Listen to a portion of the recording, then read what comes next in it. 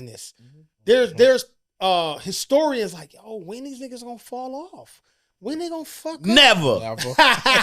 Suckers. I'm serious, man. Suckers. Y'all running, dog. Never. Man, y'all running, man. Like, what was that movie when them Jamaicans was on the sled? Cool running. Cool running. Y'all niggas running, man. I love that shit, man. The cheat code, why I say never, because I was broke with Benny before I was rich with Benny. I've been sharing all my girls. We've been, you know what I mean? We don't share outfits no more. We did that era already. You know what I'm saying? Like, we don't share cars, but he can take whatever car he want and vice versa. You know what I'm saying? He can take whatever house he want. He can, eat out my refrigerator. You know what I mean? Like, so. Y'all boys brothers. The shit that break niggas apart with success made us come closer together.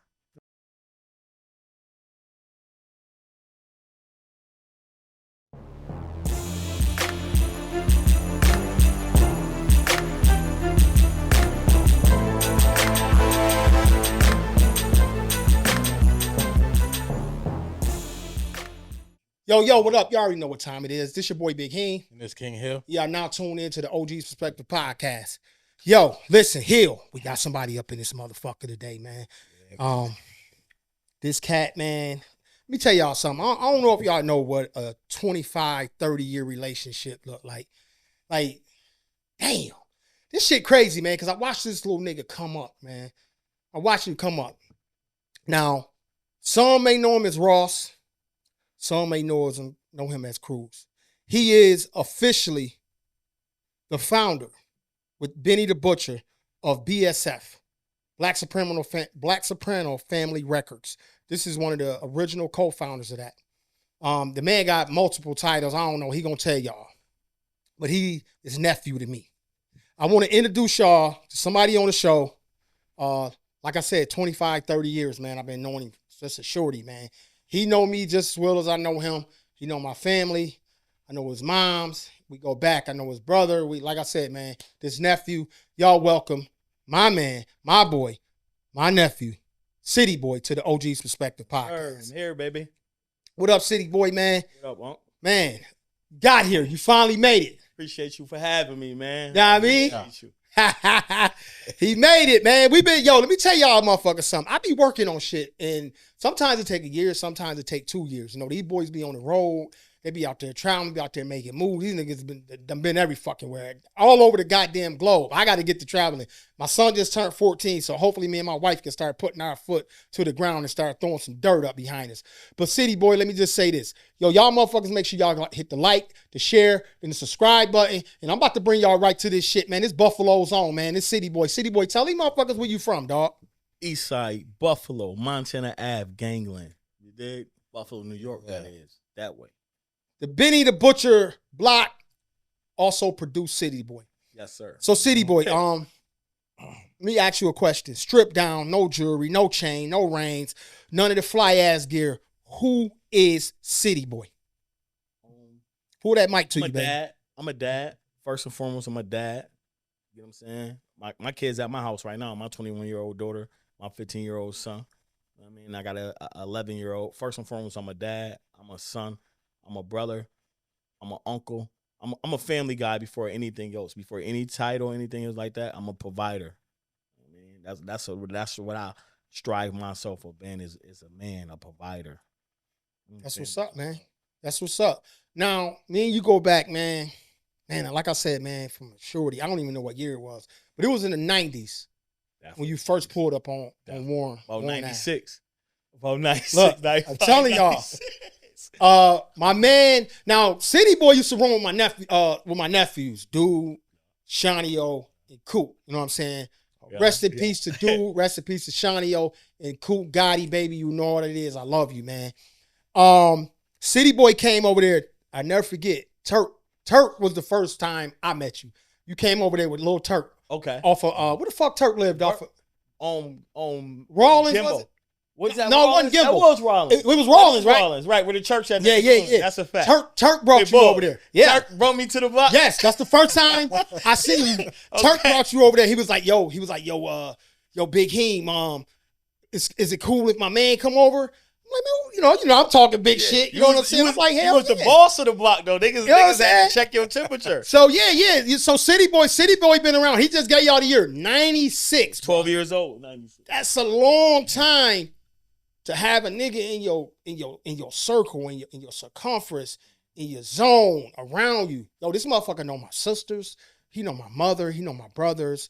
This motherfucker know the whole block. That's a fact. That's how long he been coming around. So this ain't just no nigga that I got on the podcast and we just about to, we really about to talk some shit. We gonna get as personal as we can and we gonna be as business as we can. How the fuck that sound, City Boy? Respectfully. So let me ask you this question. What is your role, your main role in BSF? My main role is just to activate. You know what I'm saying? I'm the CEO. Like you said, I happen to be one of the co-founders, me and Benny the Butcher. I mean, that's my bro. That's my best friend. We go back 30 plus years too. We grew up in Montana across the street from each other. So he always been a rapper. You know what I'm saying? Like I used to be the rapper back 99 I retired. You know what I'm saying? I probably had a year or two run. You know what I mean? But one day and shit, I came to the studio. We had our own little house studio and shit on Montana.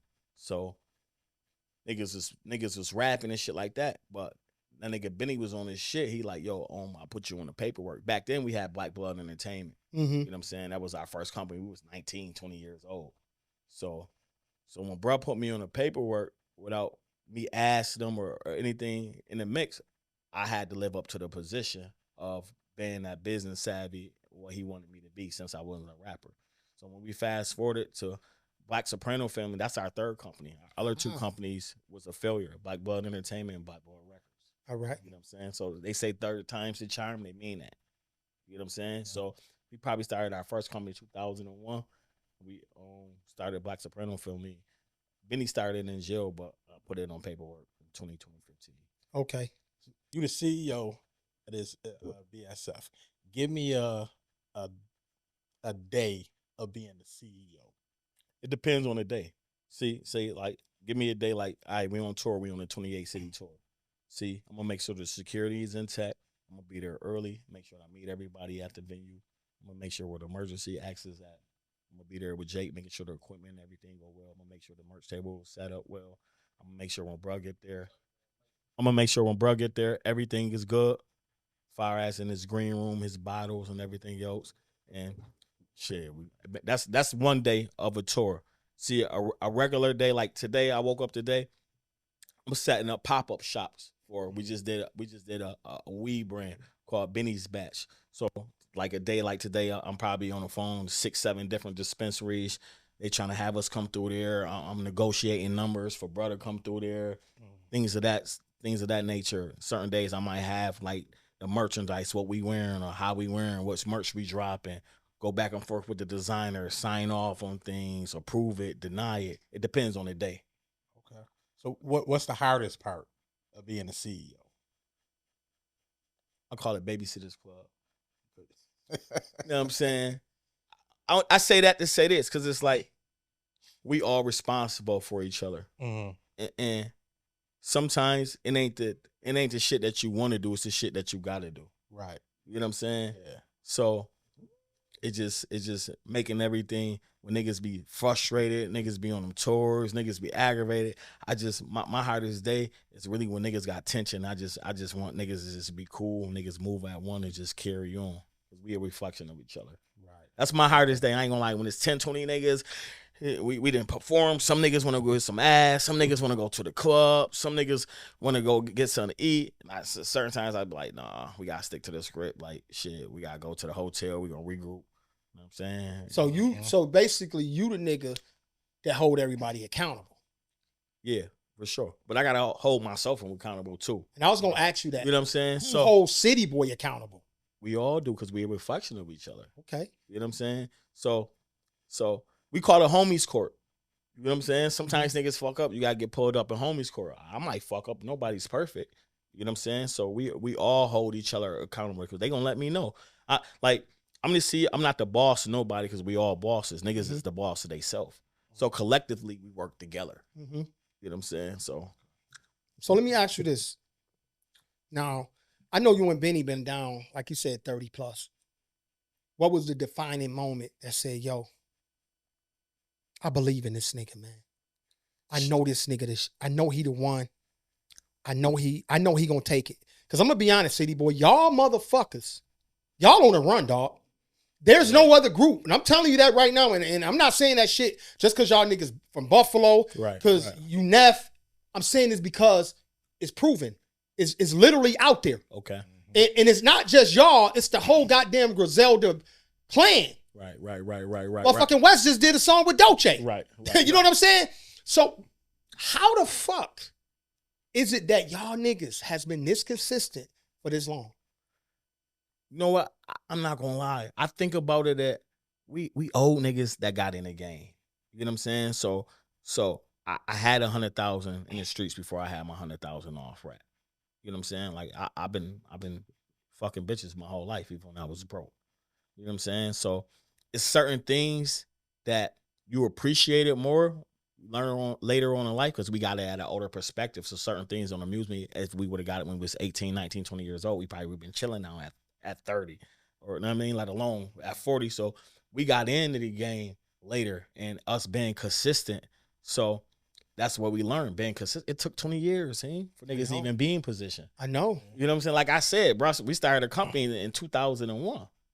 I mean, and just the consistency, man, just seeing that light at the end of the tunnel and just knowing what we creating, just make the consistency going. Because it's always more mountains to climb. Because like even right now, I feel like we all stars, but it come stars, it come superstars, it come world phenomena. It's different levels still. It still goes to achieve. Yeah. You know what I mean? And I think that's one of the reasons why y'all still popping, because y'all still getting to the next level. It's more levels that y'all haven't achieved yet. Always more levels. What would you tell a new label that's just getting started? Because you done already had the pitfalls. You and Benny done tripped. Y'all already done made the mistakes. So you run into some cats and they just getting out. They got some bread. They putting things together. What would you tell them to do as a new record label? As a new record label, to be honest with you, just make sure your paperwork in order. Make sure you got you a lawyer. Because you might have you, as a new record label, we all knew. And these Jewish motherfuckers been running the game for a long time. And we gave them the game. You know what I'm saying? They not from the streets that we come from. So really, just have your affairs in order, have your paperwork in order, and have you a lawyer. Please get you a lawyer. Have you a lawyer. That's the key. That's one of the key. Get you a lawyer. Contractual agreements is the key to contractual. Have your paperwork ready. Fire your LLC, your bank accounts, everything aligned. Because let me give you a prime example. A label might want to sign one of your artists or give you a big check. You can't get the check and Stefan Stevenson name. They gonna send it to the company.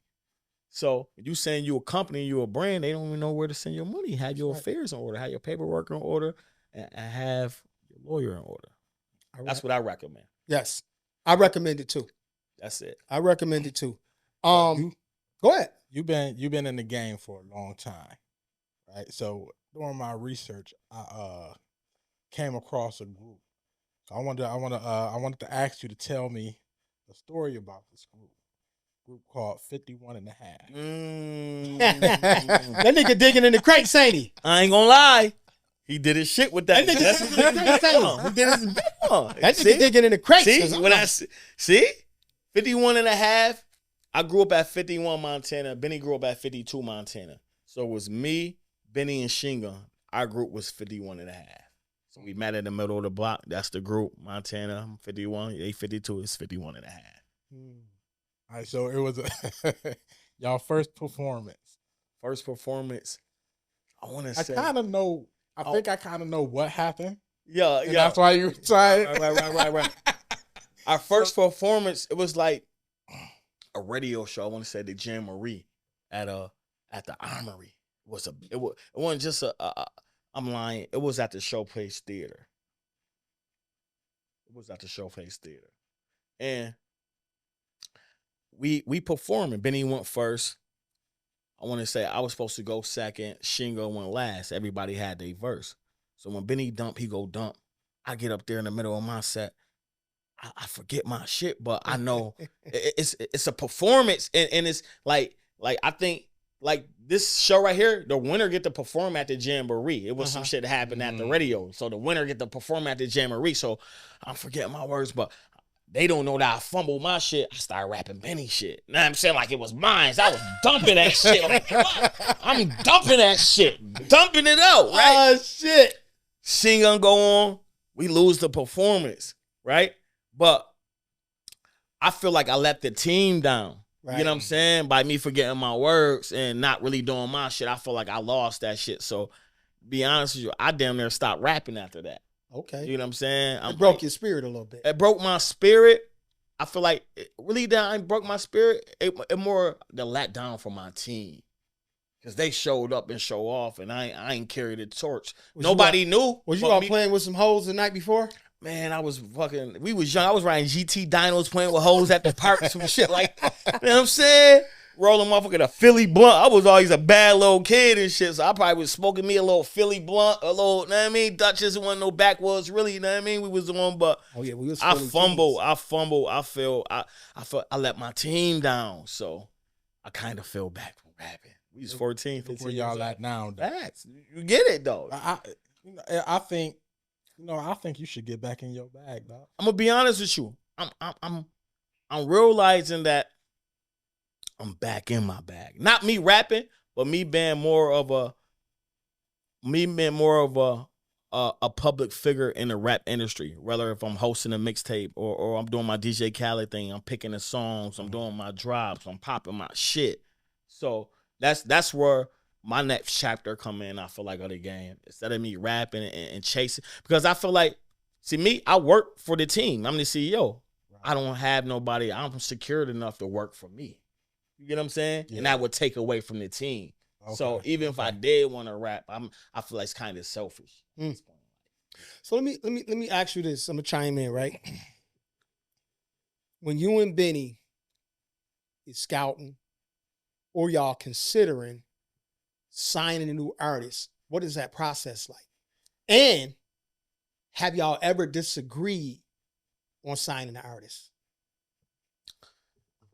Well, to be honest with you, I really don't sign too many artists because it's hard for me because I'm comparing other artists to Benny. You get what I'm saying? I get it. So I signed one artist to BSF, and it's Young World. He got a different perspective. Shout out, Young World. Shout out, Young World.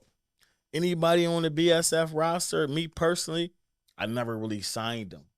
You know what I mean? Like certain niggas just in here. Rick Hyde, that's our brother. He ain't here. He been around since Shay. You know what I'm saying? Young World was signed. Lovey was signed. That's Lil Bro. Right through the cut. You got bass. Benny put that together. You know what I'm saying? You got Leak. I let Leak perform and get his shit off. And what's the name? Now look up, niggas was going through paperwork. You know what I mean? So I can say I'm a big influence in putting that together. But me personally, I only signed one artist ever to BSF, and that's Young World. Okay, ain't nothing wrong with that. Right. You know what I'm saying? Because at the end of the day, it take a lot to sign an artist because you about to invest that bag behind them. You about to invest that time behind them. So I can imagine, man. I already know, man. Shit, me and Hill still looking for a female to come rock, come over here and co-host. We looking for a female co-host. Somebody to bring that personality, though. We ain't just looking for nobody to come sit, be pretty in a chair. Right. We're looking for somebody to come over here and shit. Fill she in got the some blank. knowledge. Right. You know what I mean? Right. So I do understand that aspect. But my thing is this. I'm about to take a trip down memory lane. Let me tell y'all this. This was right after, and I'm gonna tell you, this nigga put a smile on my face, man, after my nephew got killed. My nephew, dude, City Boy, come over on the block one day, and because it was very tense. It was very stressful on the block at this time. Like pretty much a motherfucker couldn't even come over there. Couldn't even come. You couldn't even come over there. Well, nothing to talk about. Yeah, you fuck it. You couldn't come over there. And City Boy was one of the motherfuckers that he could come around us. You know what I'm saying? We had shut everything down. Ain't nobody coming over here because shit was tense. So when you're making money, sometimes you don't get a chance to enjoy the shit that you buying. You know what I'm saying? You just buying shit, you doing shit. So y'all, I had on some Maury sneakers. These motherfuckers was brand new. Now this is we was fucking with Maury Gator sneakers, $600 to $1,000 a pair. That way. So I had on some Maury. They were brand new. I ain't had no time. I'm out there, doing me. I'm in the trenches. I'm in the trap. I'm all over the place, man. So this motherfucker gonna walk up on me, y'all. I done told this story, but this nigga here now. Yeah. So City Boy like, yo, nigga, what you doing with the last year Maury's on? I said, nigga, where yo this year Maury's at? Yo, man, this nigga fucking went at it for a minute. But let me tell you this. I'm gonna tell y'all. That's why I stopped wearing all the designer shit. Cause he said it. I walked up on you. I don't even work. Yeah, you did. I'm dirty. You was like, but it wasn't dirty. What it did was it woke me up to, yo, I bought this shit last year. Mm-hmm. It's been sitting in the closet in a box. I paid all this money for this about shit. That designer shit. Now you out of seat. Even with me. See me, I was young, fire, and flamboyant. I'm 20 years old talking to a grown ass. We all was grown, but it's a grown ass man. So really, I know he always fight. I'm just updating his app, busting your boss. Like, but you put a smile on my face in a time where we weren't smiling. Okay, right. You put a smile on my face in a time we weren't smiling, and we laughed. We laughed about that shit. You know what I'm saying? And I said, you know what? I'm done with all this designer shit because I bought this shit. I did that. Yeah, nigga, you did that to me, motherfucker. You know what I'm saying? And it's just crazy to me that fast forwarding with all this shit, now everybody going off the Louis, the Gucci, right. And I see a nigga like Slim Thug, and he be like, shit, I wear motherfucking Walmart t-shirts, blah, blah, blah, blah. Because what I learned, what you taught me that day was, yo, Heem, if you ain't about to wear this shit when you get it, fuck it. Right. Because right. You can't wear 04 and 05. Yeah, right. You know what I'm saying? Right, so that's why, like, if I get a Gucci print, nigga, it's going to be ladies, Gucci print. Right. Like, right. The old classic shit. Classic shit. That, shit that don't play itself out. Yeah, we was buying, coming up, shits was coming out. Them motherfuckers coming out with flavors. You ain't wearing the tire that say Gucci and we know what season that is. No. And my thing is, I got all the way back, man. I'm done with all this shit, man. Now, man, shit, like, man, let me invest in stocks. Let me get my 401k, Roths and shit like that. But that was a funny moment that we had. And that just let you know how tight, man, this nigga is. How close this nigga's in to my family. Because I probably would have hit a nigga in the mouth at the time. You mourning. I'm telling you got on some old shit. That we was going through that, I probably would have flipped out on the motherfucker. You know what I'm saying? But man, that's how real it is. That's why you sitting here. Right. And we could tell these stories. You know what I'm saying? Man, like when Benny came through here, let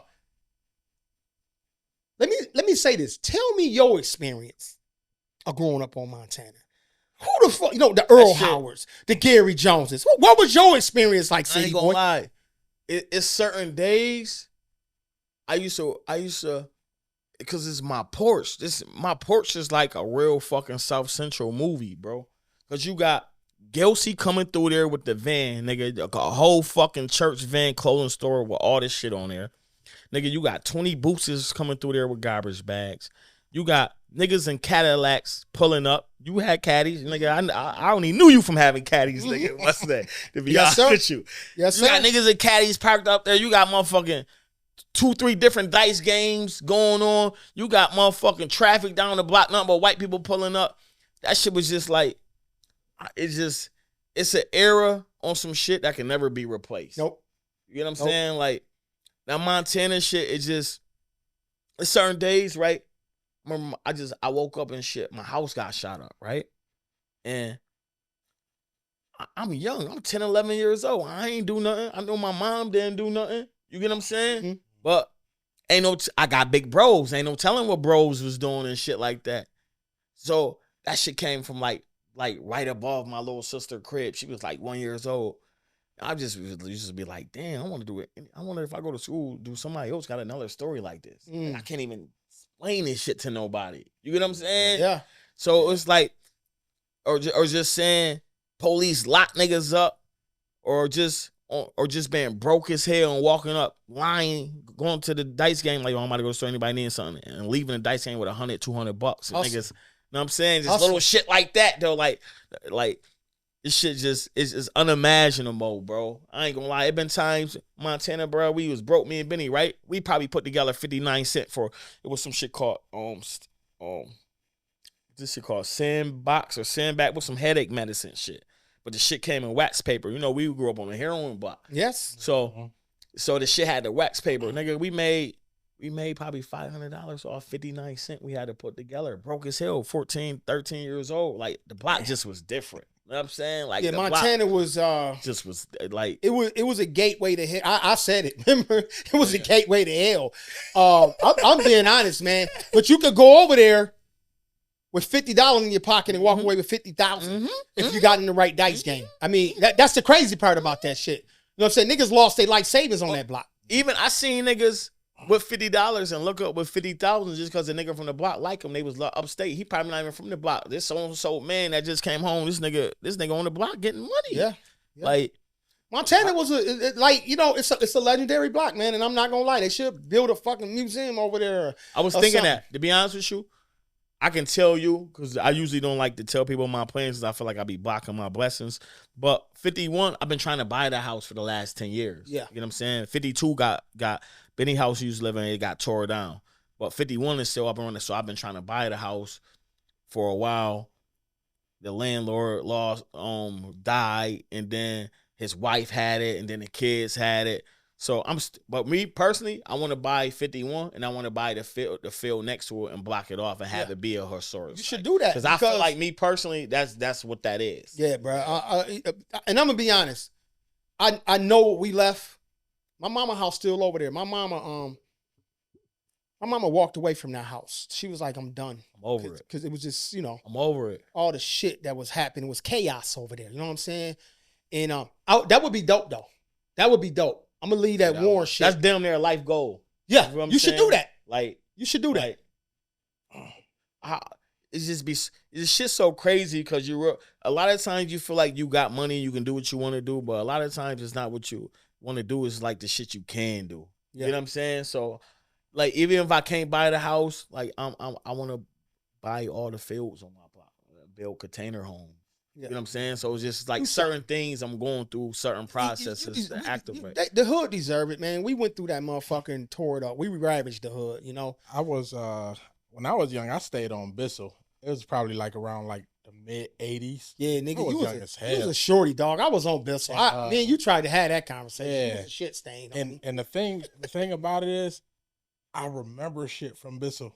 I remember finding bullets in my house. You don't remember me, motherfucker? Yeah, I don't remember you. Cause I'll whoop your ass. Nah, you wouldn't do that.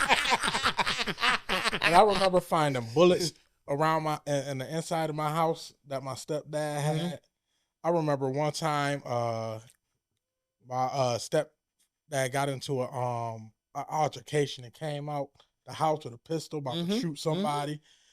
Mm-hmm. I remember this one time, him and like three, four of his friends went to the liquor store, or they went to the store. I don't know if it was a liquor store, but they went to the store. It was a liquor store right on the corner of Bissell and Genesee. That's a fact. At the corner. Yeah. They came, they all came back one at a time. My stepdad came back with a missing tooth. Oh yeah, it went down. And the rest of them, they all came back fucked up in some kind of way. And I was just like, yo, what the fuck happened? Right. Bro, I grew up on Bissell and Genesee. I was over there from 85 to 89. Man, that was that crack 80s. Bruh, let me tell you something. I remember when the essence of that shit. Yeah. Hoop Nanny was the first man, Ty Brown brother. Okay. I seen with crack cocaine. He brought that shit back from the city. We were standing in front of Bill's Pizza. Matter of fact, Ty Brown them had it. They had got Bill's Pizza. He had crack. He was like, yo, look at this shit. In the capsule? It was capsule, nigga, in the vials, nigga. Yeah. We was all standing out there with my brother Price. It was Ty. Man, listen, nigga. The nigga had crack. This was before crack hit. Now, remember, crack didn't hit Buffalo till 89, 90. Right. This was in 87, 88. Who Nanny had fucking crack outside in vials. It was popping in New York City. Yeah. He would go to New York and bring the vials back because motherfucker was still cooking up powder back then. He was only selling powder back then. Right. You know what I'm saying? It was powder heads and he was cooking it up. I don't even remember the house we lived in was like green and yellow. Trying to think, Hill. It was a house next door. It was the little dude. Bissell, long ass box. Yo, So which block we yo, talking CD, I'm about? trying to remember Which this. block we talking I'm in about? between. Okay, Genesis- listen to this. We're gonna kill this motherfucking story, nigga. Because I was stomping niggas, beating the shit out of niggas, shitting on niggas on Bissell Street in them years. Like, this real talk. I was shitting on niggas in these You years. got active. That's How what old was you? And we gonna leave this story. Honestly, I had to be about like maybe no younger than 5. Yeah, no Okay. older than Okay. you ain't you don't you a no member. older than what? no older than 7. Yeah, we don't even leave it where it's at. I was out there active, bro. I was I was active on Bissell. I was holding guns, selling dope, holding dope, all kind of shit on Bissell in the year. These motherfuckers used us as kids, okay? We was used and the fucking abused. We The was. city boy probably came on the W and got him a pack or two. You know what I'm saying? And did what the You fuck let he me had rock. to do. I was scared as hell. I had the pack already. You understand what I'm saying? This shit's so crazy, right? This nigga, like, I'm from Montana. Montana and Warren, what's that, a 6-8 block radius? It's the other side of the bridge. Just say that. Right. Don't- we know each other, but we don't mix. But go ahead. Right. And my block, a heroin block and powder, they block was the crack block. So I'm fucking around. My mom used to give me my child support check. I get $50 every 2 weeks and shit. So like $100 and she started letting me get my child support when I was like 12, 13 years old. So the first check I went was at the main place bar. I went to go get on Main Jewelers and shit. I went to go get me like a little Tasmania devil ring or some shit like that. A couple of times and she was giving me them shits. That $50 went a long way, but I'm like, damn. I'm like, yo, if I get a double up, and if I get the double up, I probably can go. I could go sell it on Warren. Thinking this shit like, damn, I probably go because Keith and Larry's down the street. I got my double up from Larry, and I'm just sitting around the neighborhood and shit. You was damn near the boss of the block, so I used to be kind of scared of you. So but dude and Shawnee love me. Know what I'm saying? Coop loved me too. So I let them niggas know, like, yo, I got a couple stones. They're like, Rossini. That's what dude used to call me, like, Rossini, you got some stones? I'm like, yeah. He like, you trying to sell your stones in the box? I'm like, nah, I'm just wanna. He like, no, I got you. He let me hit my little licks, but I was hiding them and shit from you. But Nep let me get my shit off and shit. But word though, that's damn near. Hey, listen, man. I just, I'm 13. I just made shit what it was. You know what I'm saying? And one day that story of the W, it will be told. But I can tell you this: it was just as legendary. That W, yeah, as Montana. Facts though. But I'm telling you that. Right. Warren Ave was Facts. just as legendary as Facts. Montana. Facts. Trust me. Because Warren, you had the boosters, you had the Cadillacs, you had the dice games, you had the pistols, you had the big barbecues. You know what I'm saying? It was okay. I'll say this. It was Montana on crack. I'm gonna just be honest. It was Montana on crack. yeah. Because Montana was a dust block and we was a crack block. I'm gonna just keep the fucking honey, y'all. I ain't no That's a shit fact, talk though. shit. It was Montana on crack, nigga. We Right. did everything Montana did, but the dice games was a lot better on Montana. They was, but everything else, It was a competition thing because niggas like you a hustle just to go on Montana to show them niggas like y'all ain't the only niggas. oh that yeah, get it was money. it was Right. What's bank money? Stop that yeah. shit. Oh yeah, it was a lot of that. You get what I'm saying? It was a lot of that. My nephew dude went over there and stopped a lot of banks. He You know what stopped a I'm lot of saying? banks. Shout out to my man Ed Banks, nigga. You know what That's a time it fact. is, nigga. That's a fact. You know what I'm saying? But nah, man, this shit real, man. That's why, like, yo, I'm so happy you here. Now, let me ask you this because a lot of niggas in their lifetime, they're not going to have this accomplishment. Me and this nigga birthday 2 days apart. I'm December 2nd. He December 4th. You met Jay-Z. Few times. That's my dog. What was that like? The first time I met that nigga, I swear to God, I seen that nigga in the hallway. We was at Rock Nation office. I seen that nigga in the hallway. I said, that's not Hov. That's not Hov. This is what I'm telling myself, right? Yeah. Because we having a meeting and shit. You know what I'm saying? Like, this is the first time niggas about to damn near get signed to Rock Nation. So I see the nigga Hov. I'm like, that's not Hov. So I'm like, but he walking towards us. So I turn my back toward. I'm like, if he come in this room and say something, I'm like, that's the real Hov. It was like surreal, bro. Yeah. I swear to God, bro. It was like he a ghost. You know what I'm saying? Like, I know this nigga from the internet, TV, and listen to his music. Now this nigga coming like, this is not Hov. Like, I'm turning around, bro. Hov slapped me up. pour me some Ace. I'm like, this is Hove, man. That shit. I ain't gonna lie. That was the best. Yo, that shit was the best day of my life other than having my kid. Yo.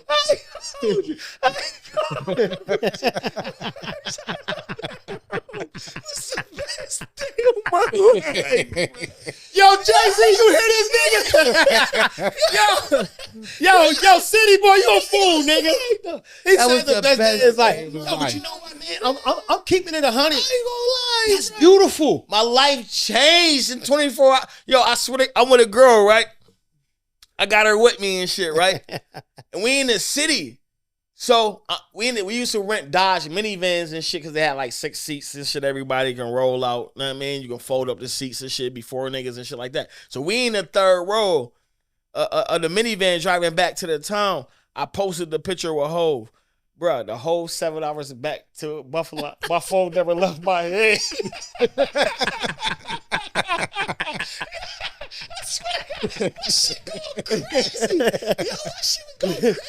So I get back to the town, shorty with me. I'm like, yo, go to the hotel. She's like, go to the hotel. I'm like, yeah, go to the, because at the time and shit, this Ajay was taking care of the little bitch and shit like that. You know what I'm saying? So she always would be on my watch and shit. So I'm like, yo, go to the hotel. She's like, go to the hotel. She's like, nigga, go to the hotel. You about to fuck mad bitches. I knew you had to go for 7 hours. I didn't even realize I was in my phone for 7 hours, but I really was, bro. My shit started going crazy. You was in your bag. 30 days later, I was in my bag. Like, motherfucker, the money came out of nowhere. Like, when niggas, I posted that shit with Hov and I met Hov. When they say, like, a couple years later, like, at 500,000 or dinner with Hov, I'm like, yo, I had dinner with Hov and I made more than 500,000. That's you know what I'm saying? Yeah. I ain't even had dinner. We had Ace of Spade at Rock Nation office, and I was, I ain't gonna lie, my income changed effective immediately. Well, I'm gonna tell you like this, man. I want to tell you this. You got on yellow. I ain't gonna treat you like no daisy, nigga. But I'm gonna give you your flowers because I seen the come up. I seen the struggle. See, niggas don't know. Niggas don't know what it's like to go without gas. Niggas don't know what it's like to go without water. Niggas don't know your gas off for 3 days, then the lights get cut on, then the gas get cut off, then the water get cut off, vice versa. Nigga, we know what that shit feel like. I know what it feel like. You know what it feel like. We came up in the crack era, bruh. You understand what I'm telling you? Having a water hose hooked up to the neighbor house going through your house window. That's how you get your water. They got the hose outside their house, but you got the hose hooked up to your house, and that shit, nigga, that shit water, bro. Everything. You plunging your fucking clothes in the tub, wringing them out, putting them in a fucking line, nigga. Yo, City Boy, I know your story. I know your mama, bruh. Yeah. That way. And your mama done one day, nigga. Yeah, ain't gonna No, not in no. No, your mama seen me get busy out there. Yeah. She said, baby, please. Please. She said, baby, please. You know what I'm saying? And brought us back to reality because niggas was out there acting stupid. Right. You know what I'm saying? But this one I want to ask you, man. How is it that y'all boys reign superior over the rap game right now? And I'm being honest. I want to see y'all sign more artists out of Buffalo. Yeah. How do we do that? Absolutely. It's just all about timing. Okay. And far as in this day and age, it's not the 90s where they had artist development. Okay. You know what I'm saying? So they kind of it was like a Build-A-Bear project. Right now, our artists kind of gotta have the total package. When I say the total package, the charisma, the body of work. I mean, the consistency, the hunger, the ambition, and know what it takes to wait its turn for them to activate. You know what I'm saying? I'm from Buffalo. Yeah. I signed all Buffalo artists and moved them to Atlanta. We used to call that shit to make it a band house, and niggas left that shit with bigger deals and moved out that house. Yes. You get what I'm saying? So when people be asking, like, what happened to the house in Atlanta, or what happened to make it a band? I still got a house in Atlanta. I got a house here too. I got a couple cribs. You know what I'm saying? God bless me. But niggas fulfilled their goals, so it's about creating new goals. You know what I'm saying? So, like, they just gotta have an factor. it's here. I've been hanging around some people. I know some people, and I'm telling you, man, the talent is here. I tell you this, Talent is definitely here. I know somebody. He on the come up. He on the come up. His day coming. Keep grinding. His day coming. You know what I'm talking about, City Boy. And I hope you play a role in making that shit happen. Talking about who? Streets? ROC, nigga. Right there, nigga. That nigga that's working the board. That way. Yeah. Okay. Yeah. That nigga that's working the board, man. I hope you have something to do with engineering that. Even with that, like what I would do, I want to, like how he just told me, like, yo, I'm shooting a video. I got this song. You see, the best thing I can do before I even sign an artist is give them advice. Yeah. Right. You get what I'm saying? Young World ran around with me for a year and a half before I signed Young World. Mm-hmm. He took my advice. He trusted me. So it wasn't about no money thing.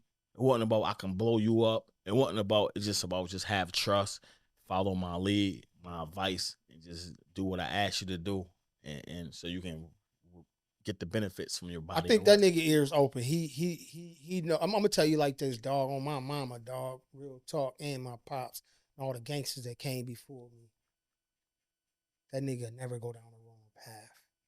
And if I'm gonna put him in some hands, I know the hands I'm gonna put him in, they ain't gonna chop him up. Right. Me and you go back, nigga, 30 plus. So I know you're gonna be very delicate. It ain't about a deal. It's about grooming and making sure he put himself in the position to get the right the deal. opportunity. It may not even be a deal. Right. It just may be schooling and learning, an educational opportunity to be under somebody that know what's going on. You understand what I'm saying? Right. You definitely got to be willing to learn. It's just so crazy, right? Because before Benny signed to Griselda, me and Wes was on the phone for like 2-3 hours. And I'm telling Wes we need some money. You know what I'm saying? He's like, yo, I want to sign Benny, bring Benny to Griselda. I see y'all doing y'all BSF thing, all that. But I'm like, yo, Buzz. I'm like, yo, niggas need some money. It wasn't about, I wasn't really clocking Buzz pockets or no shit like that. But at the time, we was going through a transition from being in the streets and to, nigga, not knowing how we gonna get us some money. Yes. You know what I'm saying? So finally, when the opportunity came through and presented itself, me and Wes talked for like 2-3 hours, man. Buzz was like, in the conversation, Buzz was like, man, I don't have no money. I told Buzz, I said, yo, call your cousin. That's your cousin. Why you even talking? You calling me? Of course, we need some money.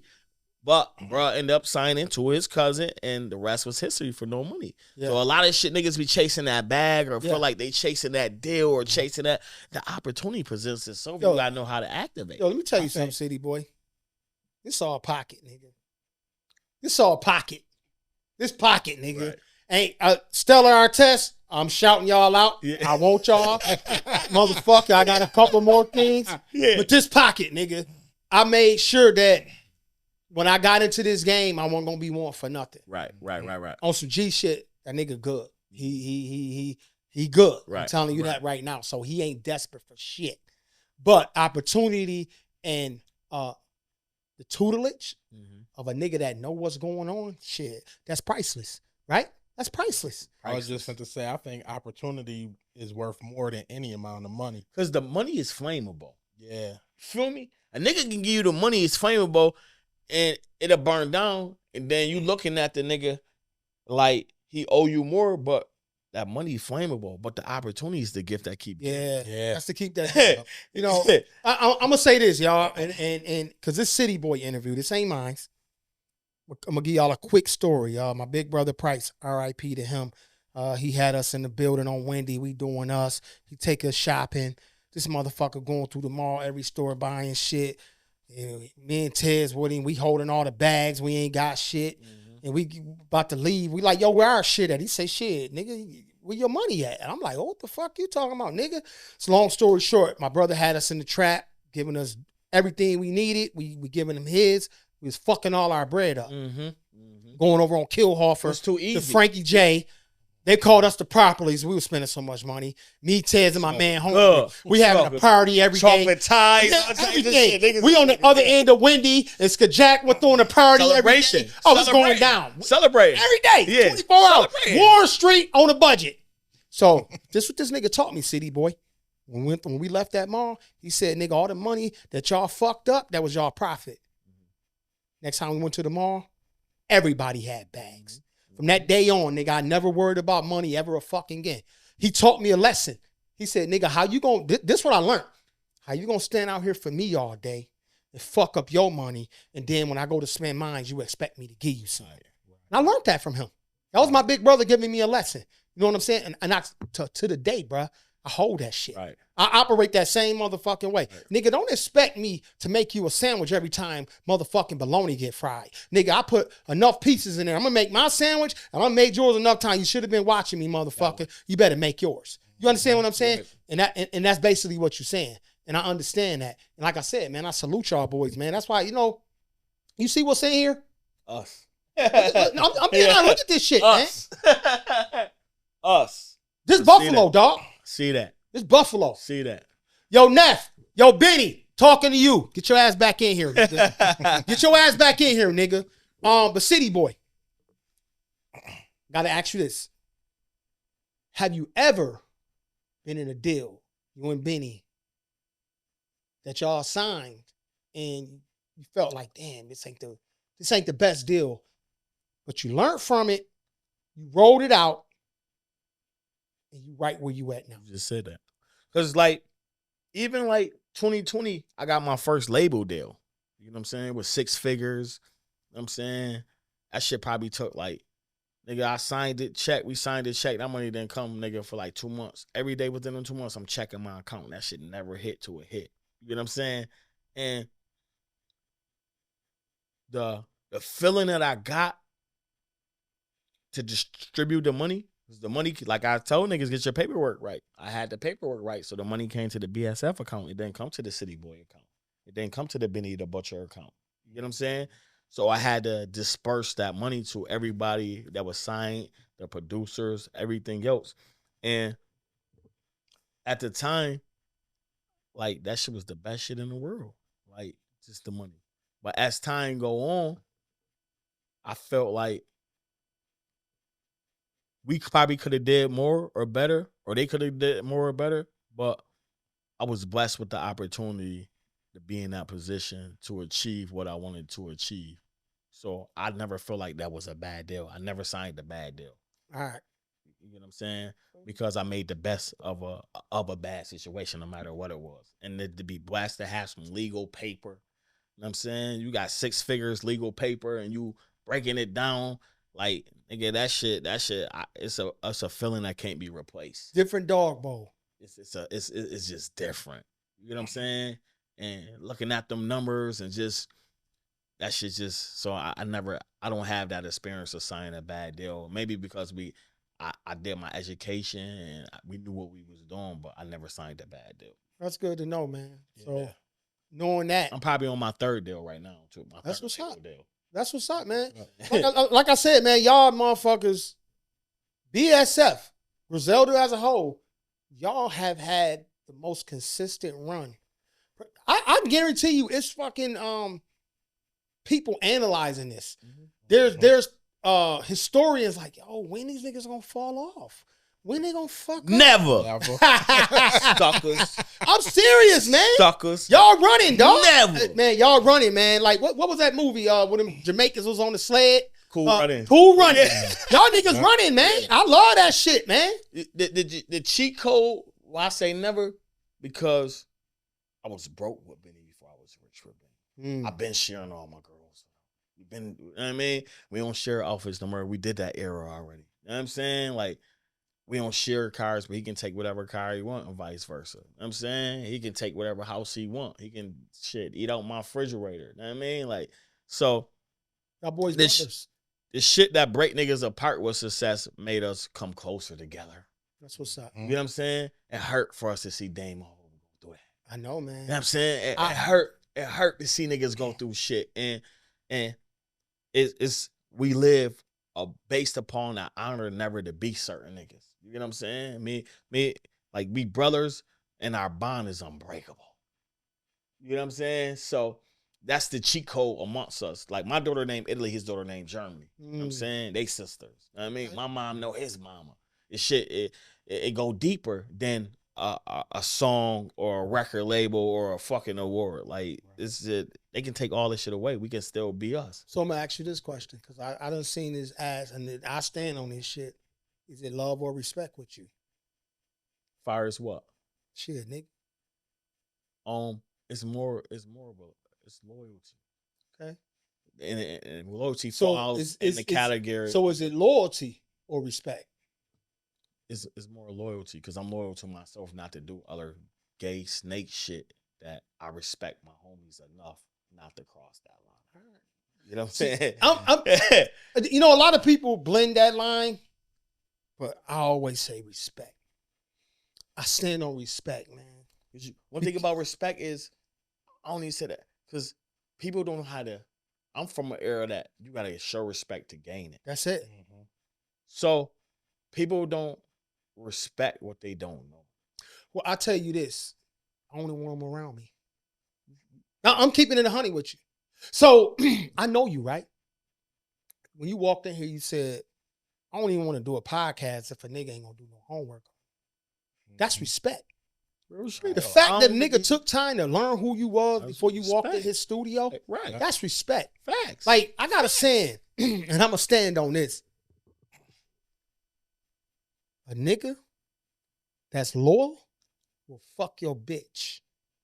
A nigga that fear you not loyal, will watch you die. But a nigga that respect you, you ain't got to worry about the other ones. Because a nigga that respect you, bro, and I'm going to tell you, your enemies respect you. Your fucking enemies respect you. Trust me, city boy, BSF city boy. I know. Personally, your enemies will respect you better than your fucking loved ones sometimes. Them niggas will be like, yo, dog, I don't want no problems. But no, you stand on what you stand on. No. Because right. This my version of, you know what I'm saying? You stand on what you stand on. Right. Your experience with loyalty may be different from mine. Right. Because every nigga that was loyal to me and I was loyal to, they flipped it. Fuck that me. was your perspective. They fucked me, city boy. I'm loyal to myself and know that I won't even touch your bitch. Mm-hmm. It's deeper than the respect. I'm loyal to myself that I'm not that guy. Mm-hmm. You feel what I'm saying? So it comes a fine line. You feel me? Like I grew up in an era. The older heads like, no, don't invite no niggas to your house around your wife. Ooh. Nigga, my wife, I have my wife go get the homies, like, yo, and give them the car. I might be in a different country. Mm-hmm. I might tell my wife, like, yo, go pick up so-and-so, leave them the car. And that's my, you know what I'm saying? Like, out of my loyalty for my bitch and the homies. You trust her. What I'm saying? You trust her. Let me tell you a story. Trust my bitch. Now, we gonna dig deep a little bit. I ain't gonna say no names, but my pops told me this. He said, yo, son, don't have no niggas sitting up around you and your girl, right? This my dad. Mm-hmm. Long story short, bro, I swear to God, me and Shawnee one day, man, shit just went sour. You feel me? And I didn't put my hands on nobody. I didn't do nothing crazy. I said, damn, I should have listened to my pops. Because everything my dad told me, it came true, bro. Everything my dad told me came true. So I learned from my dad. Like, yo, you know what? To this day, dog, you my nigga too, homie. I fuck with you. Can't be around my wife. What we do? So we met each other wise, though. There ain't no chilling. Right. I don't do that. I don't do that with nobody. When I went upstate, my words was to, yo, listen, nigga. If you want to give me some money, if you want to send me something, which I didn't need shit, take it to my mama. Not girl. Take it to my mama. Grabbing money from you, yeah. Take it to my mama. See, my perspective is, to be honest with you, I feel like all truth comes to the light. It do. Yeah. You feel me? So if I give you enough rope for you to hang yourself, you will. God bless you. Oh, dog, some shit, sucker shit happened. You hear me? You know, motherfuckers call me like, yo, such and such called. No, nigga, know I'm out of town. You hear me? God bless both of y'all. Feel me? Because at the end of the day, I was being loyal. some dirtbags out here. True indeed. True indeed. And sometimes I just feel like you give motherfuckers the rope, man. You know what I'm saying? Or give You wanna see them jump off the bridge. I do. I ain't gonna lie. Yo, what's your sign? I'm an Aries. Yo, I ain't gonna lie. Like, you know how they be like, yo, don't put the radio on the tub? Yeah. You know what I'm saying? You a fool. Like, I'm gonna put the radio on the tub. That motherfucker go in. That motherfucker go in. Y'all was jamming. Yo, city boy. Y'all was jamming. But if y'all kill yourself jamming too hard, that's on y'all. I gave y'all the radio, though. I ain't say, I'm saying that motherfucker fall in. Y'all did. So, yo, when you walked in, you brought one of your homies, my boy Fetty. Mm-hmm. So, yo, y'all, City Boy gonna take a quick break. We're gonna bring his man Fetty on. This is man out of New York. Yo, matter of fact, from Buffalo. From Buffalo. When I said I'm on my City Boy shit, this is one of them niggas I'm on my City Boy. City Boy, you introduce him, yeah. And we gonna bring him through, let him chop it up with us for a minute. This is some exclusive shit, because I'm gonna tell y'all this. Everybody don't get this shit. This some City Boy shit. Everybody can't go.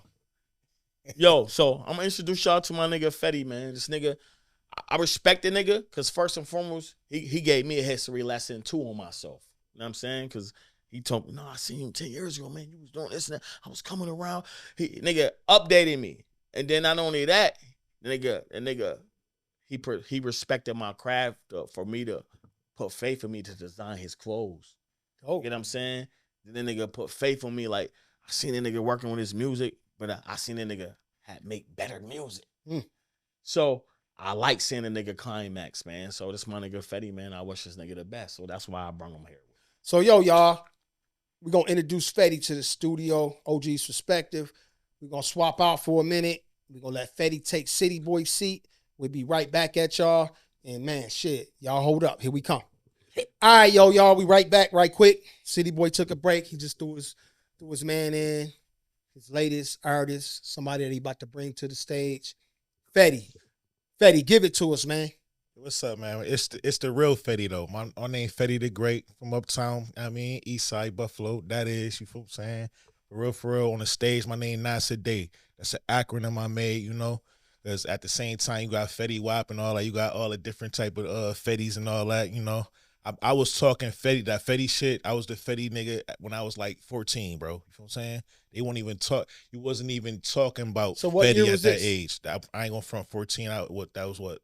2004? Okay, hell no. We ain't know nothing about Fetty. It wasn't Fetty then. It wasn't no money, Fetty, none of that. Nah, I was like cheddar. Exist. What type of cheese? What type of, we got to make a new name, this and the third. I want, you know what I mean? So, you know, Fetty or whatever. So, you know, right now, up to date, it's like a million Fettys. You know what I'm saying? We got to change. We got to be more original.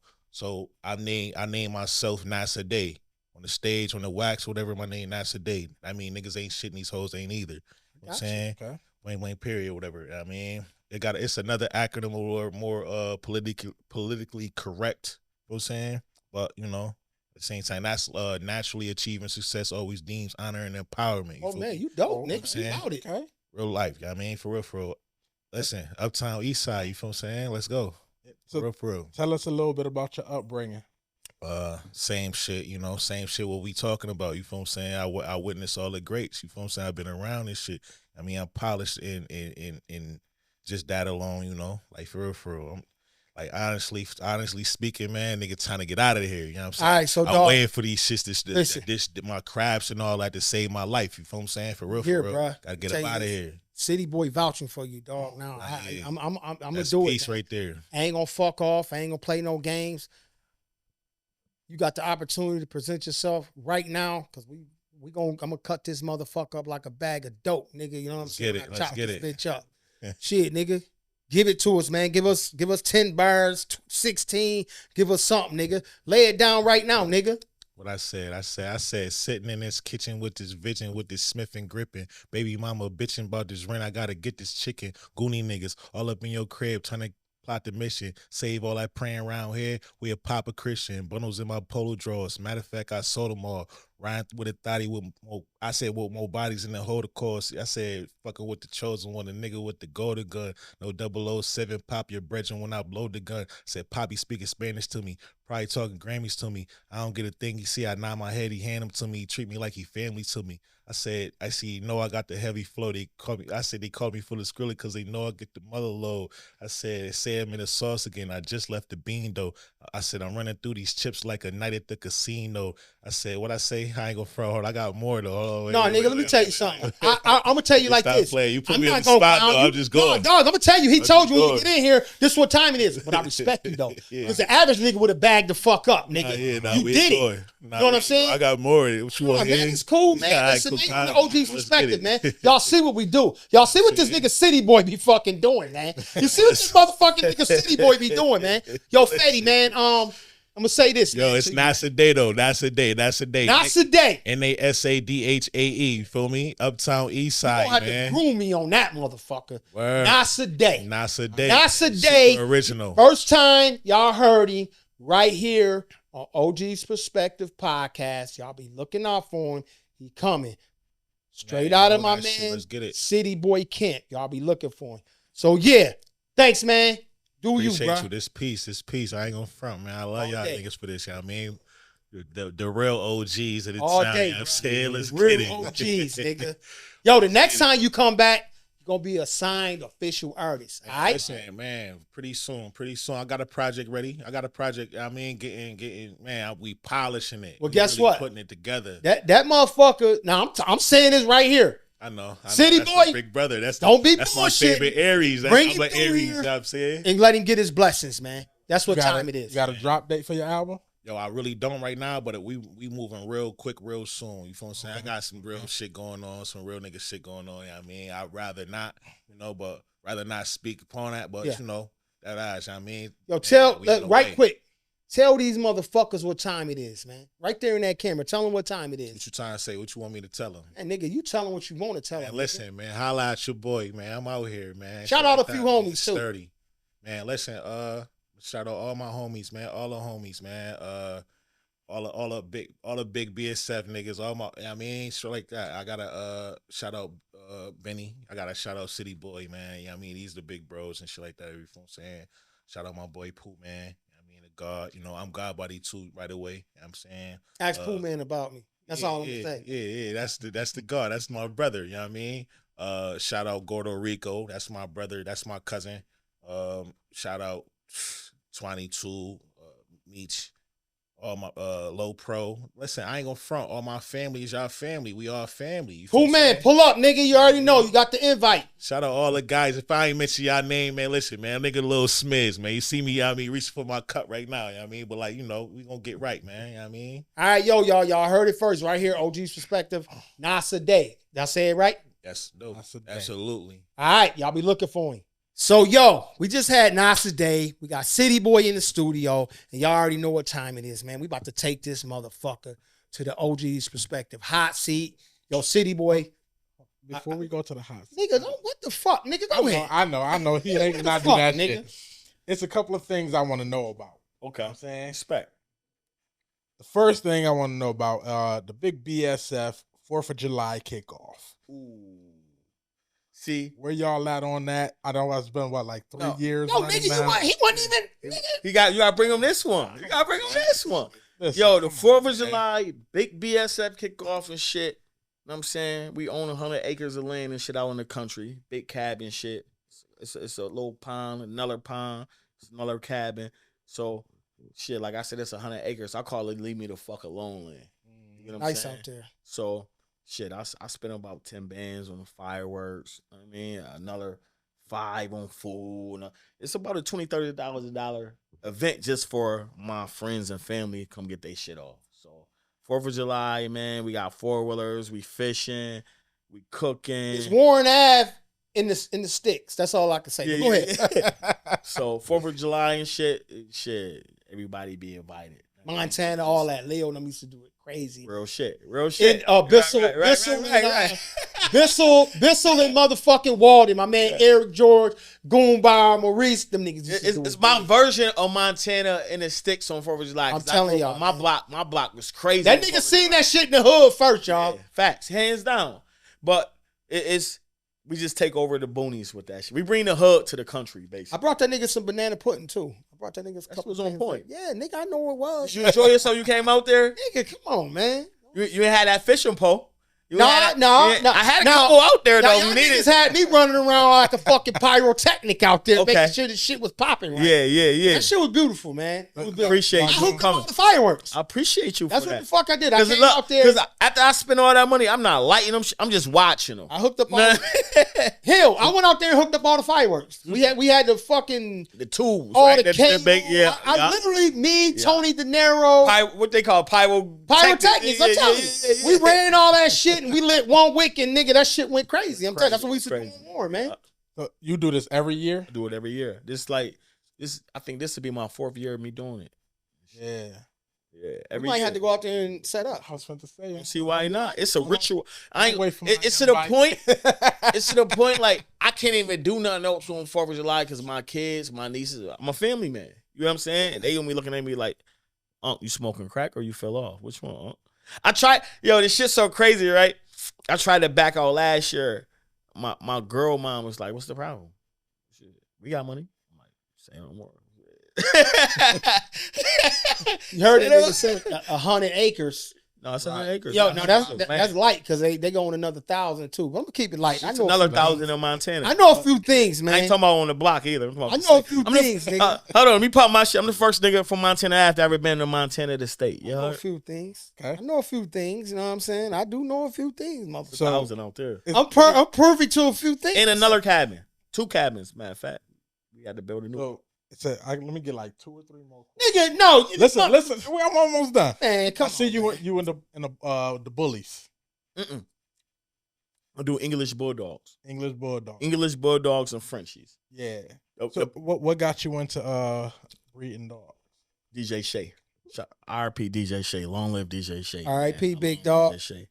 Yo, DJ Shay, I had pit bulls. I'm a pit bull type of nigga. I'm from the 90s. Everybody get a pit bull. That motherfucker DJ Shay one time, he bought a big ass dog. It was a Turner and Hooch. You ever seen that movie Turner and Hooch? Yeah, a bull mastiff. No, a dog de Bordeaux. It's a French mastiff. That's what the fuck it is? Yep, the red coat. The red coat. Yes, I remember what it was. So he bought one of them shits. He paid like $3,500 for the dog, right? I'm like, fuck that. I'm used to paying $350 for a pit bull. The most I ever paid back then was like $800 and shit. But this nigga dog used to be so beastly, man. So I was like, man, shit, I want one of them dogs. So DJ Shay and shit, he's doing his research and shit like that. He like, yo, somebody had a whole litter. We can go buy all the girls. They said they sell us all the girls. So me and DJ Shay, 1/2 on the litter. The whole litter of girls, 3 girls. We drove out there to Indiana, brought them shits back. DJ Shay raw, he a motherfucker. He gave me the littlest dog. He gave me the littlest dog out the litter, but she the only one that ended up having puppies and shit to start our breeding program at the time because he had his boy hit her, and then we had a litter, then shit going on. Then he ended up getting an English Bulldog, and at the time and shit, like I ain't had no English Bulldog money, so shit, as soon as I got me some money, I went to England and got me an English Bulldog. Brought them shits back to the state. My dog got passport, chips, all types of shit. I paid $20,000 for it. Yo, my man had a Neapolitan, right? Like, cause my man used to breed cane courses and all that. Mm-hmm. Then my other man had the fucking Neapolitan. It used to cost $300 a month to feed that bitch. Big ass shit. He used to say, "Hit the door." That bitch fucking hit the door. Yeah. Hit the tree. Hit the tree. One day the nigga said he left his keys in the house, had to climb through the window. The dog hit his ass. His wife had to come get him, but dog. I know about them big ass dogs. Shit, we got a big ass Rottweiler sitting at the house right fucking out. Full blooded German. Shout out to my boy Heem. I was looking for a full blood cane Corso, but I seen the money and I ain't got that kind of money right now. They wanted $2,500, $35. I tell you this, if my son wouldn't have got the Rottweiler, that would have been the next dog I got. a cane course. I them motherfuckers, man. I want like right now I got I probably got like 8 dogs. I got 8 dogs. Right now I'm lying. I got like 13 dogs at my house right now. My dog just had a litter of 8 puppies. So, but prior to that, I got 5 at my house. I got dogs at my sister's house, dogs at my wife's house. I got mad dogs and shit, right?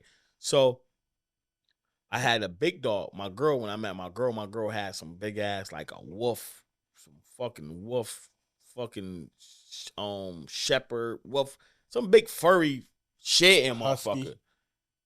That's what he was, wolf husky. Yeah. Nigga hound. The nigga hound when he want to go outside. Nigga hound to get back in. Nigga was smart as a motherfucker. He just died a couple months ago. That's what I said. I wanted a cane after he died. He died and shit like that. I ain't gonna get a cane, but I've been looking at like Tibetan Mastiff, Caucasian Mountain Dogs, Albanian Shepherd. Some big dumbass dogs. Some big. I got all them acres. You get what I'm saying? So some shit like, nigga, the bear, coyotes, your ass is grass. You know what I'm saying? Yeah. So that's what because they told me the cane courses be having hip displays, certain shit like that. Rottweilers too. Rottweilers. You know what I mean? So we wanted a little dog, but you know. German Shepherds too. Cause I got German Shepherds had that hip on? Yeah. Okay. I got a cane corso, red nose mix. He got a mutt, but that motherfucker serious though. I ain't gonna lie, that motherfucker crazy. I was just meant to say he had you frozen. Yeah, that motherfucker had me serve his purpose as a dog. Yeah, that bitch ass motherfucker had me hemmed up in the fucking yard. Motherfucker, I told the nigga I'm coming over the house. Fucking dog, fucking hemmed up. God, see, I'm a real nigga though, cause I ain't started running, motherfucker. You know what I'm saying? So yo, listen, Hill. We about to get into the fucking OG's hot seat, nigga. I was going to ask you about Africa and then what you think about. Oh yeah, go ahead. Yo, we get Africa. Get Africa. We can get Africa. What's the Africa, question? Man. Africa. I seen when they say, what'd you say? I seen a video. You was filming. You was in Africa, and you was filming. Lions is my favorite animal. If I could have a lion, I'd have. Get the Africa shit off. What was it like, man, being that close to a lion? That shit was like surreal. That shit, I'm in the Animal Planet. You know how many times, nigga, I watched the Animal Planet, and nigga, I watched the Animal Planet. That's what motherfuckers don't know about me. I'm really I'm city boy, but I'm really nature boy. You know what I'm saying? Like, the nature is my element, nigga. Yo, let me tell you this. It was a nigga named Nature Boy in Buffalo. This OG shit. Cold Stone Savage. But go ahead, city boy, talk about it. Yo, that this light green shit. But go ahead. That Africa shit and them lions is right there, bruh. It made me feel like, I ain't gonna lie, me going back to Africa, I feel like Nas on Belly. He's like, yo, I'm going back to Africa. And when I got there, I feel like, you know how people get baptized and they feel like they're a new person? I feel like when I went back to the motherland, I became whole. Cause South Africa, I've been to Egypt before that. And no lie, when I went to Africa, Egypt, when I touched the pyramids and everything, I realized I was a god myself. Because anything I really ever put forward, I made it happen. Manifested. So I manifested that. So do you believe in that shit? Do you believe if you stay down, put in the work, keep going, it's gonna come? I'm one of them people, I write down shit and then I go back to the book and I accomplish everything in the book type shit. So Africa made me realize like it was everything I needed, I wanted, and they treated me like fucking Prince Hassim, nigga. I ain't spend no money. Go Hill. In days. Tell this nigga this. I had everything but the flower girls.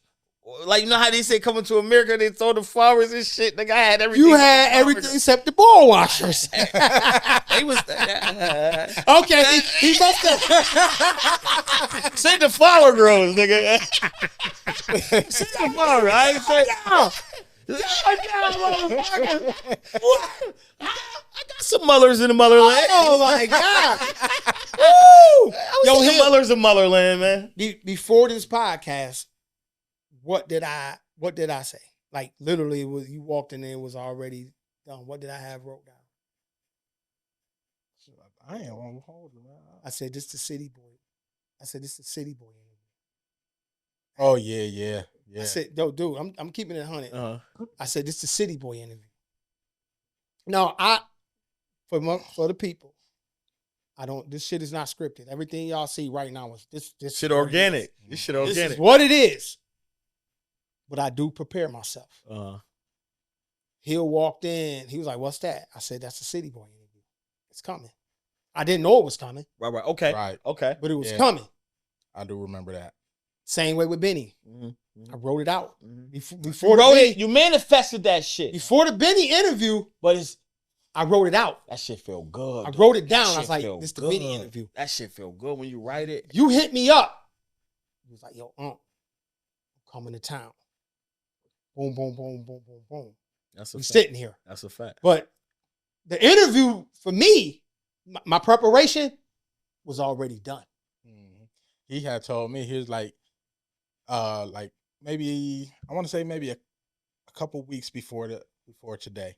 He was like, "Yo, get ready, City Boy coming." I'm like, all right. So I just went. I started doing a little bit of research, wrote a little bit down. The crazy thing about if it wasn't for Unc, I probably wouldn't even be here because the limelight not for me. I'm one of them niggas. I ain't gonna lie, man.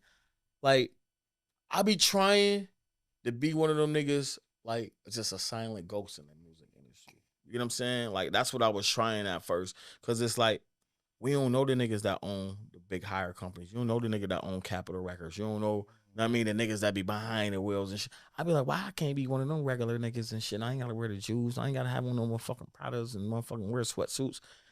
And then that's not the life that my friends and Benny the Butcher want me to live. They want me to be on that front line popping my shit. What? You know what I was doing? That we was doing that. You know what I'm saying? And I just be wanting to be just a fly in the wall, but really I got to embrace who I am. So that's why I'm here really to shit. Whatever y'all throw at me, I'm willing, to explain and talk. Before we go into the OG's hot seat, what do you think about the Shannon Sharp situation right now?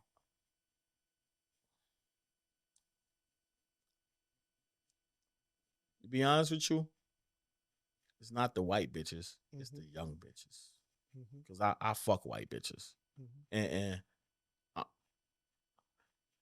last week, I kind of thought I was going to be in the Shannon Sharp situation. Oh, shit. I was trying to throw the motherfucking ground, boy.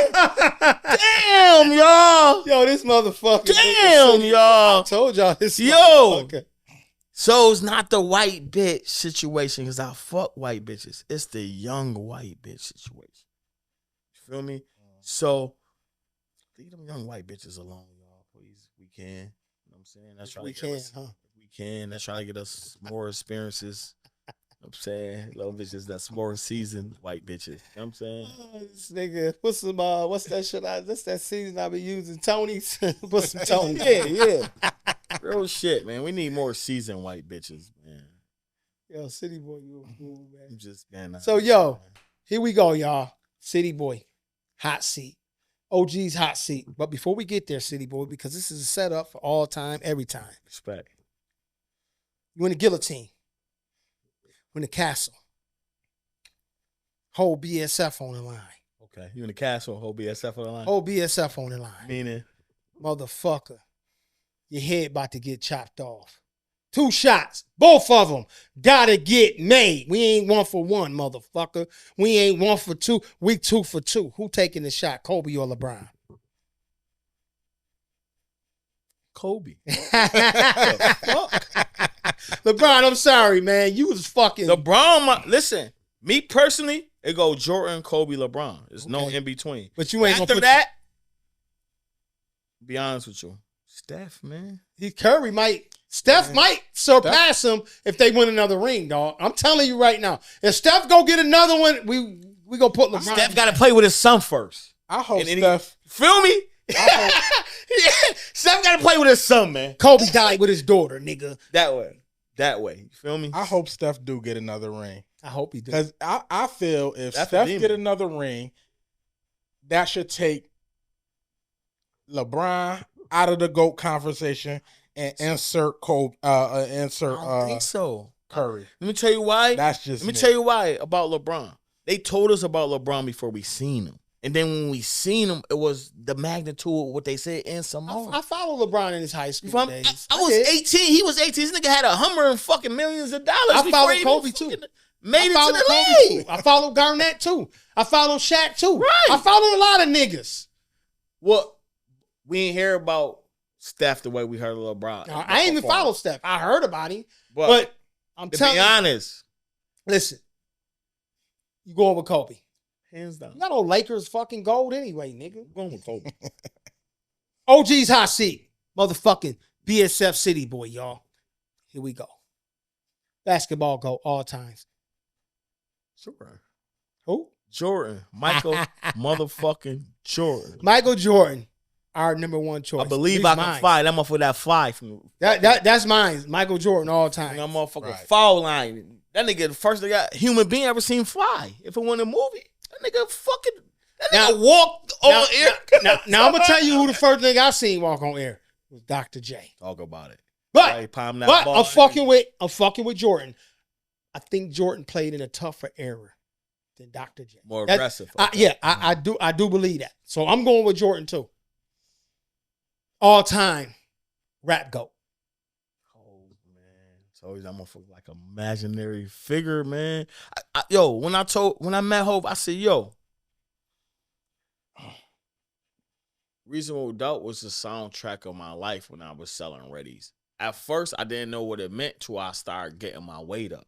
When it's like, nigga, that shit dropped 9-7. I just was on a double up. So, nigga, I was 13 years old, nigga. So by the time I'm 15, 16 years old, nigga, I got ounces, nigga. I got bigs, quarter shits around.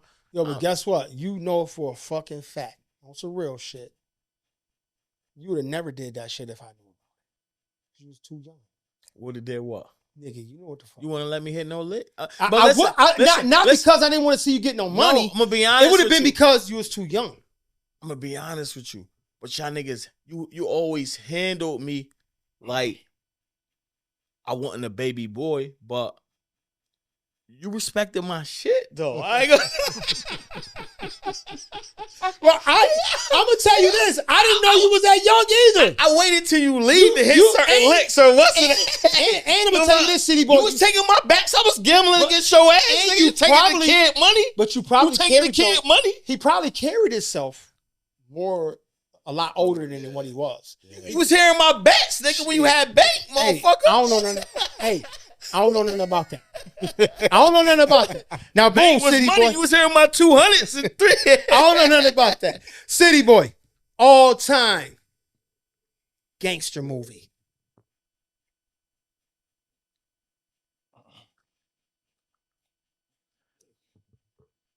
All time gangster movie. I'm not gonna lie. The shit that activated me for me to really pay attention. When I realized some gangster shit being on Montana, me personally, I ain't gonna lie, that deuce, bro, when that shit came out, bro, that shit helped. Deuce, nigga, you got me. What the fuck was the nigga with the deuce with Trey? Remember, nigga got shot. His dad was locked up. Nigga got shot still trying to steal the radio with the shot. You talking about nigga Deuce? Nigga, you talking about the movie South Central, nigga. South Central. Sorry, I'm like Deuce. Hold on, nigga. South Central. Deuce. I know what you're talking about. Deuce. That shit put me on in it. South Central was just on now too. No, South Central was a get nah. That's South Central shit. What's wrong with you, nigga? It was South. It was. No, I said it was on TV. Oh, I'm about to say, nigga. Hold on. That's when that put me on. Boys in the matter of fact, it was New Jack City. Boys in the Hood. Minister Society. No, it was South Central. Then Minister Society. Right. That's when that put me on. South Central put me on. But my favorite gangster movie all time is Shot Us. What? Shotta in here. Yeah. What? Shotta's in here, bro. Just had the bitches running down on shit, hopping out, passport, coming back to Miami. Shotta's in here. That motherfucking Shotta's live in the OG studio, Shotta's, bro. Yo, Shotta's, bro. watch some niggas hopping out different whips. The original soundtrack of this shit. Remember they switched the soundtrack on after the shit became more popular. They made it be more clap or whatever. Nigga, Shotta's my that's my all-time favorite. Them fucking what's in them Zopound gangster niggas? Yeah, nigga. Shout out to the Zopound. He said, take the weed, leave the money. What? Take the weed, leave the money. Take the what and leave the what? Yeah, nigga, we came for the guava. Right. Now, all time action movie.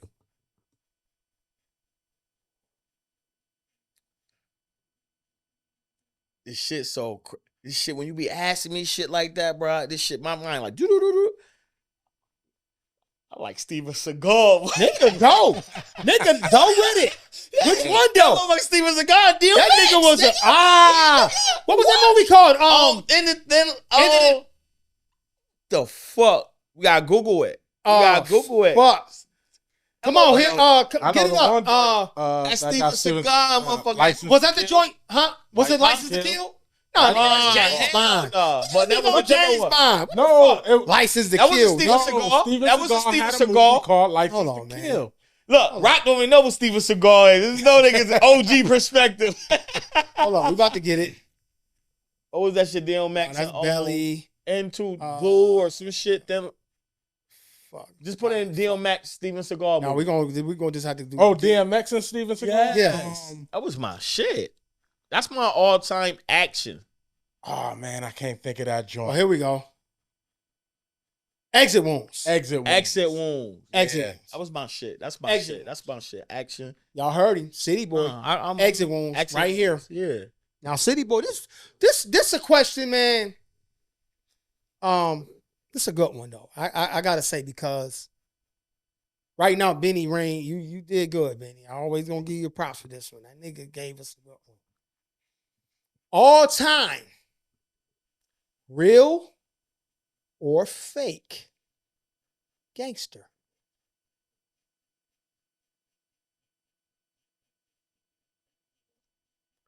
Be honest with you, man. Speak to that mic. We'll be honest with y'all. They need to hear this shit. I ain't gonna lie. This motherfucker Sly Green, man, I've been hearing about that motherfucker since I was a kid. I'm still hearing about that motherfucker. Love the music, man. That motherfucker Sly Green represented for Buffalo, man. I ain't gonna lie, man. That motherfucker Sly Green, man. Sly Green, man. They can't fuck with you, big dog. Yeah. Triple OG. Shout out to all of them. Just Sly being Green, honest. Gary Green, Tracy Green, Kenny Green, all the Green, the Sly whole Green. family. Be honest. Shout with out to y'all, you. man. Be honest with you. Now, City Boy, man. This is a serious one right here, bro. If it was 3 people that you could talk to, dead or alive, who would they be? Shin Gun Black, DJ Shay, and Keith. Lil Murph? Shin Gun Black, I feel like when people be like, how do it feel?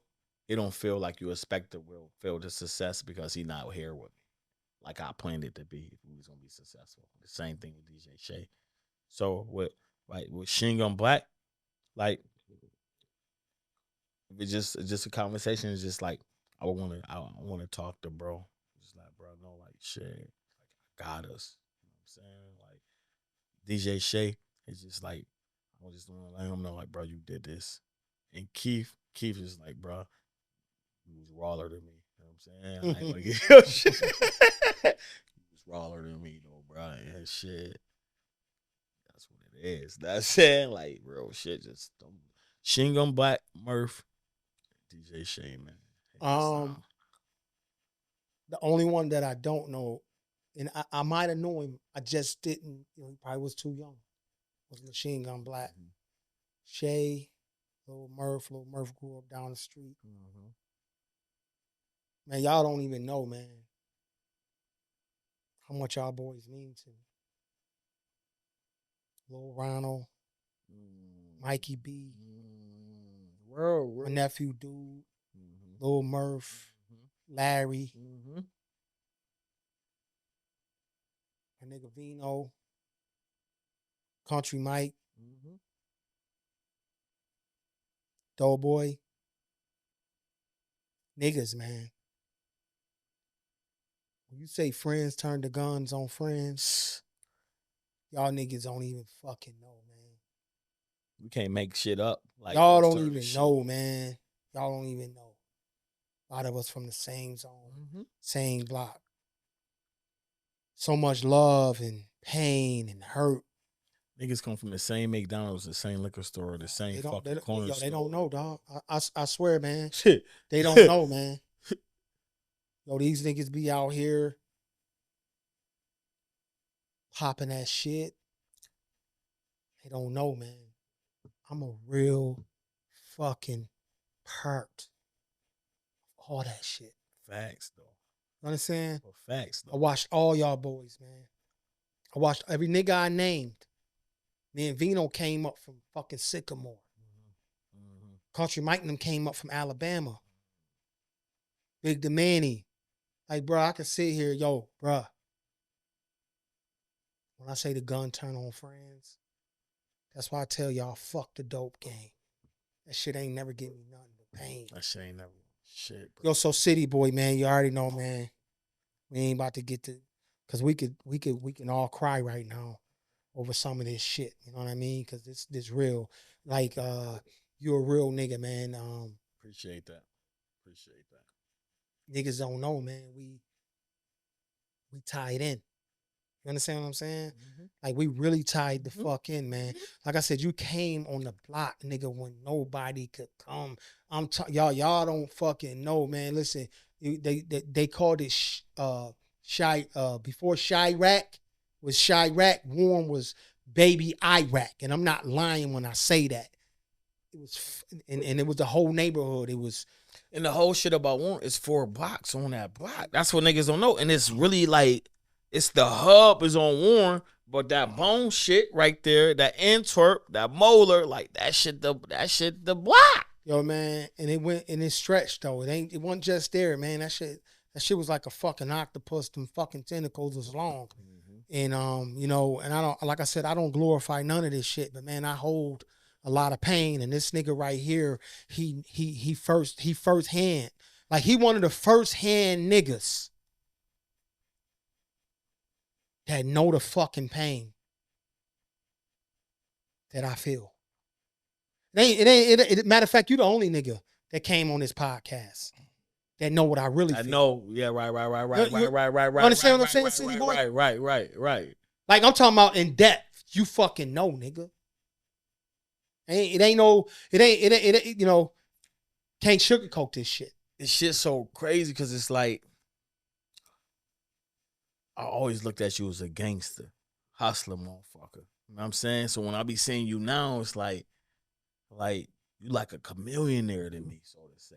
You get what I'm saying? Because it's like niggas then, like, you gave me a different blueprint from niggas than Montana, so to say. You get what I'm saying?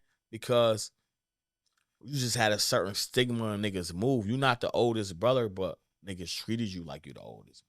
You're not the youngest, but niggas treated you like, nigga, you all in one. And niggas respected your shit. Like how I am in my family. You feel what I'm saying? Like, yes. I got Lance, I got everybody, but I'm the 5th one, but they respect my position of the family. Yes. You get what I'm saying?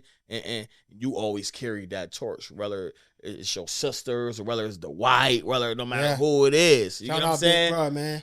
So Teeny Mac, man. Real shit. So I just look at you like how you look at me, just like, damn, I noticed that. I be looking at you like, damn, Big Heem raw as a motherfucker. Just to even be here, dog. You not in the fits, tuck. You ain't shot the fuck up. Like, nigga, you be my motivation, whether you know it or not. And that's why I had to come through here and give niggas an OG perspective. You know what I'm saying? So, like, as much if I need my followers, you got yours, man. You that nigga, though. You that nigga, Big Heem. I tell you this, dog. Heem, you that nigga, man. I thank you, man. Thank you. I respect you. I mean, like I said, you family. You family. I don't give a fuck what nobody say. You family, bruh. You gonna always be family. Like I said, man, I know your moms, man. And shit, nigga. You know what I mean? Yo, City Boy about to close his show out. Y'all know how I do. Usually I do it. City Boy is our special guest today. Well respected, never neglected. City Boy, look right in that camera, man. Right there, homie. Tell these motherfuckers, give them some words of encouragement, man. Anybody out there, aspiring artist, aspiring actor, somebody that's trying to start their podcast, somebody that's trying to be on start their record label, somebody that's trying to do something, even if they about to start a new job Monday, give them some fucking advice on life, man, on what they really need to do to get to the next level. Always bet on yourself. You know what I'm saying? Because can't nobody do for you what you can do for yourself. Even if they might be in a better position, they might can give you some money. The money flammable. You know what I'm saying? But the opportunity and you betting on yourself, perfecting your craft. You know what I'm saying? Like I said, the loyalty. I'm big on loyalty because when you loyal to yourself, you would never cross certain lines. So always be loyal, man. And just because it's $1 million cash right there and you broke yourself, don't mean that money is yours. Leave that $1 million. You loyal to yourself and not being called a thief. You know what I'm saying? And you gotta go through some shit just to get you some shit, but there's always gonna be some shit. When you realize that, listen to what I just said. You gotta go through some shit just to get you some shit, but it's still gonna be some shit. You know what I'm saying? So what I mean by that is I went through a lot of shit. It took me 20 years to be in this position. I done bought brand new cars off the whip, $100,000 whips. I done, you know what I'm saying? I done paid $20,000 for dogs and Englands. But shit, I lost my little brother last year. You know what I'm saying? They took an autopsy. My mom found him on the floor. You feel me? And there was some health problems. And shit, a year later, I lost my granddad, man. He went to driving and being verbal to dementia and going through shit, man. And so I'm still going through shit. You know what I'm saying? I got motherfuckers who I invested lots of money on, and they treat me like, man, shit, like I'm a stranger, and I took from them. So just because money might change your path or where you live at, your surroundings, you still gonna go through some shit.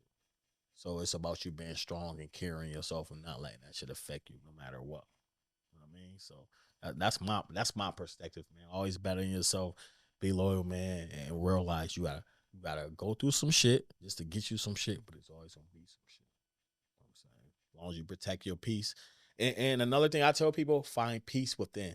No female, no material item, none of that shit gonna make you feel peace. When you find peace within, everything else is priceless. Straight like that. Yo. Wasn't not like that.